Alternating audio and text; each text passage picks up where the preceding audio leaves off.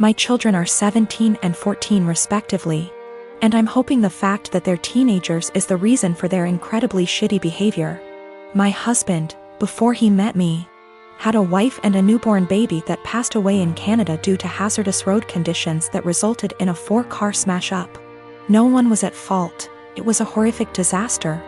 And my husband was devastated as a result and fell into alcoholism to cope. I had my own trauma from the past, and similarly turned to alcoholism to cope. It was at an AA meeting where we met, 20 years ago almost to the day now. And we slowly started to heal together here in the US. I have always been incredibly respectful of my husband's last wife and child. I like to joke that I'm keeping her seat warm until my husband enters heaven. I've had too much loss and hurt in my life to feel jealousy like this.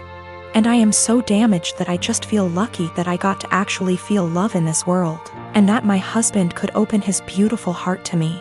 We had 2 children, 2 sons. We'd never told them about my husband's wife or baby, because it's a part of my husband's life that he keeps under lock and key. He has never healed from his grief, and therapy etc. has helped him only to a degree. My mother-in-law told the kids this Sunday gone, as she decided it was time for them to know. She didn't consult us before telling them, and certainly didn't do it in our presence. Since then my sons have been making the most disgusting dead baby jokes. They've been prodding their dad asking why we'd never told them. And instead of approaching the topic with respect, they're acting like we've kept a secret affair family from them or something. My 14Y//0 went on to say to me in private, thank goodness, not in front of his father, that he was glad my husband's previous family was dead. I broke and yelled at him, and told him it was the most disgusting thing I'd ever heard him say. I asked where his anger was coming from, and he burst forth that we were shitty parents for keeping secrets. He told me that it made so much sense why we were abnormal, why we don't drink, why we are so boring and quiet, why my husband is panicky around roads, etc. The 2 are pretty heartbroken, and I feel like we have just destroyed a part of our children's lives as a result of us staying quiet. I am hurting, my husband is grieving all over again, and I don't know how to proceed. I have and will always reiterate to our kids that they are loved, but this behavior seems so overreactive for the news. My husband and I don't want kids. My mother-in-law is big into family in the traditional sense. She has been pushy with us about having kids since we got married. Literally the week after we got engaged, she started asking. My husband has always changed the subject, and has even told her that it's really none of her business. Every time we see her, she asks. Everything we do is built around the idea of us having kids. 3 years into our marriage, my husband said we might not even have kids and mother-in-law would not hear it. At year 4, husband had a vasectomy and I had a tubal. So this weekend we were all at their home enjoying some barbecue and drinks and everything. When I get up to grab a beer, my mother-in-law asks me if maybe I should drink water instead, because wink wink nudge nudge. You never know. I was annoyed by this and said, there's really no chance. Mil, all wide grin, said, oh come on. It's time for you 2 to finally get serious. Put down the beer and tell us when we can finally expect you 2 to finally make your family official. I said we've been official for about 5 years now, Mil, and drink the beer. Husband laughs with me. Mother-in-law gets more annoyed and says, you won't be real, last names, until you bless us with babies. Husband repeated. After about 15 minutes of the usual comments, I finally snapped and said, husband got snipped. I had my tubes tied. We're not having kids. You need to stop bringing it up. Period. Well, I thought I started WWII. She started crying and stormed off. Family looked at us with disgust and stormed off to comfort her. We left. Party kinda ended.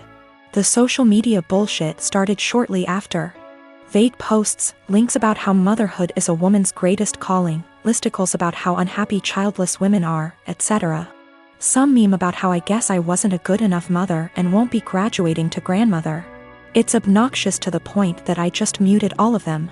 My mother-in-law finally called me this morning and told me that she was willing to put this all behind us if husband and I came over, and listened to her reasons that we really need to have kids. I told her no, that we are tired of her pushing this on us, and then she said, you 2 aren't prepared to be real, last name S. I'd like a refund for what we paid for the wedding. It wasn't that much. It was like $400 for the rehearsal dinner. I hung up on her. When recounting this to my friends, a few of them said that I was the asshole here for dropping it like that. But I don't think she was ever going to drop it if I didn't finally make a serious, direct comment about it. I am a 33 years old female. And I found out that my ex-husband 37 male was cheating on me when I was 7 months pregnant with our son. I got a divorce and we share custody of our 3-year-old son. My ex-husband's girlfriend tried to get involved in my parenting several times. She even commented on my son's name, implying that we should agree on a name we all want, not just what I wanted. And tried to dictate what he should and shouldn't have. As a result, she started throwing stuff of his that I paid for myself. Honestly, it's frustrating because I'm barely getting by with the money I have and cannot afford to buy replacement for all the stuff she throws put, but my ex-husband says it's her house and she gets to decide what can and can't enter. I made a crochet blanket for my son with his name on it. This blanket is special to me, and the tools I used to be able to make it cost me money. Not to mention the time and effort it took to get it down. I sent my son to stay with his dad days ago, and he wanted to take the blanket with him to sleep with it. I don't know exactly what happened, but when I came to pick him up, he told me his dad's girlfriend took it away from him and threw it out, leaving him with no blanket to sleep with at night as punishment for him for not accepting the one she offered. I was furious. I called his dad, but he hung up on me. I sent him a text explaining the situation, but he texted back telling me that I should stop the drama and go look for a job if I have so much free time on my hand, instead of picking on his girlfriend. I felt frustrated. I visited his family, who are good to me, and told them about what their son's girlfriend did. Now it's worth mentioning that she's been working hard for their approval and to get on their good side. They were shocked to know about what she did. They all flipped out on her and started calling her out. My sister-in-law took it further by putting this on social media, which made other family members see what she did. My ex-husband called me, yelling about my pathetic attempt to turn his family against his girlfriend. I could hear her freaking out in the background while he was lashing out at me, saying I ruined every chance she had to have a good relationship with her future in-laws. I hung up and felt absolutely horrible, even though I was just venting to his family about what happened, and felt frustrated. I'm not sure anymore, since the whole family aren't speaking to her, that might have a lasting impact on their relationship with her. I have 3 siblings between the ages of 10 and 18. I'm the oldest, 4th at 25. Every year on every single one of our birthday, we're expected to celebrate my mom as well. We've done it since we were little.